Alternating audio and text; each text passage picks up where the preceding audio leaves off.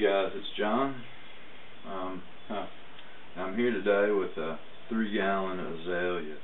For a bonsai hobbyist, I think one of the most challenging steps to overcome is finding good material.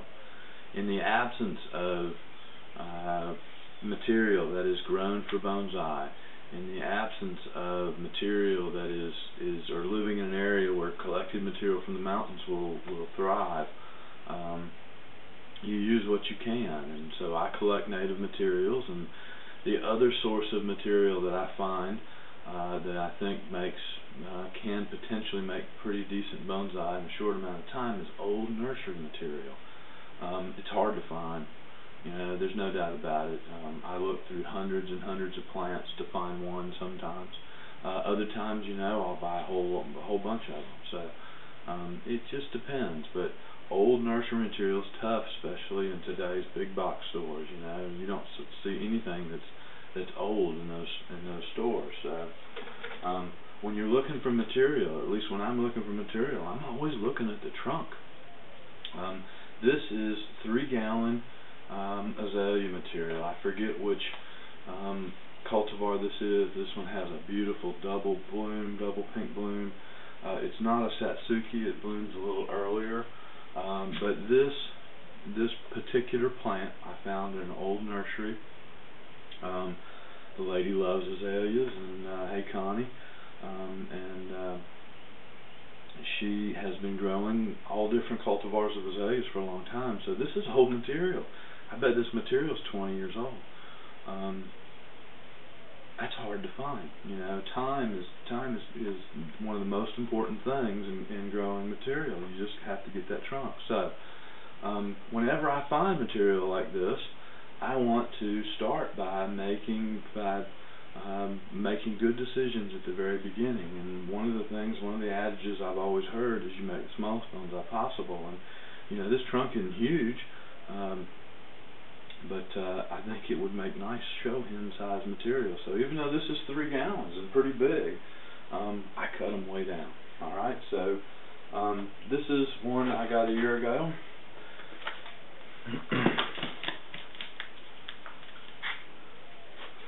I got this one the same day, and I cut it back.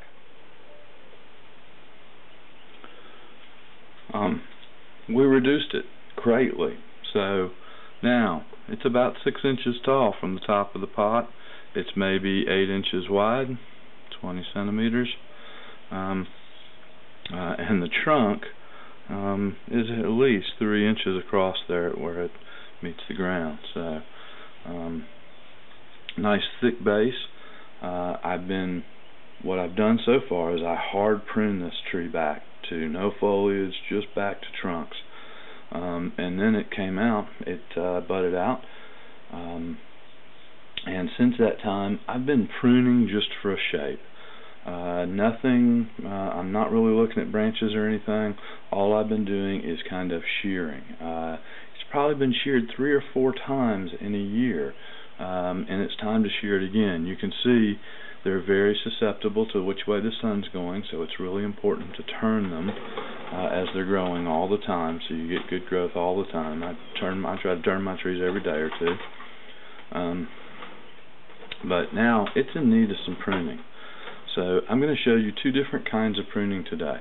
I'm going to do some hedge or some shear pruning, and then I'm going to do some further selective pruning. This is really kind of step 2 in the development, maybe step 3 in the development of this tree.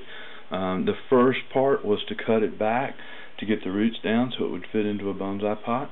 The second part was to then begin to develop some foliage from which we could work, and begin to develop some pads and some, you really have to decide, is this going to be a tree since it's an azalea, or is this going to be something that looks good most of the year but it's really grown just for the flowers. But for right now, I'm thinking tree.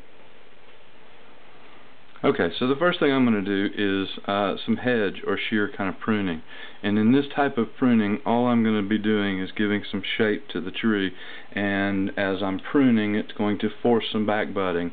And it's going to cause the tree to continue to ramify in the shape that I'm pruning it. So To do this, it's really pretty simple. You just go in and start trimming back. I try to reach in with the shears and not just necessarily just hedge all across, even though I might call it that, but I try to actually reach in and cut that. That way I'm not cutting leaves in half and I don't end up with a bunch of brown tips.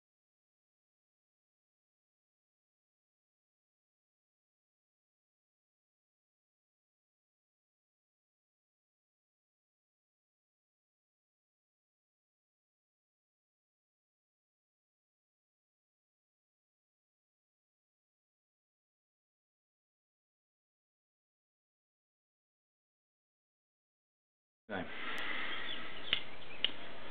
So now the shear or the hedge pruning is pretty much done. The next step in the development of this tree is selective pruning. I did some hard cutbacks, and right now when it's full of foliage it's pretty hard to see, but I pruned it back some. So what I'm going to do now is I'm going to begin looking through the tree, the interior of the branch structure, and trying to find places where there are dead ends, okay, and cutting those out. When I did the hard cutback, they didn't all bud out perfectly from the end, so I'll be looking for places that I can prune back. I'll be looking for thick branches that are out of place. I'll be looking for places where there might be extra branches where I can eliminate a couple branches and fill in. So I can see that my foliage can develop rapidly, so I can be pretty aggressive in this pruning.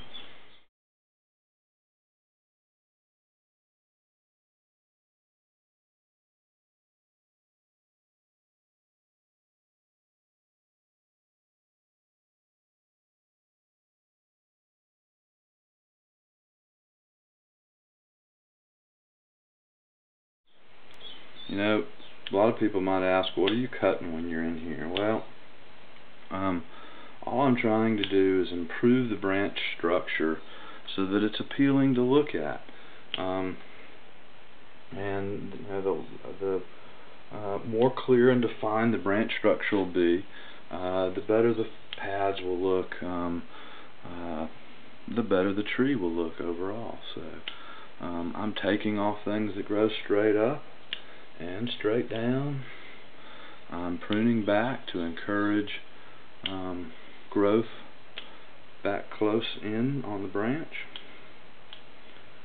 I'm trying to open up by cutting off down growing branches from branches above the upper branches.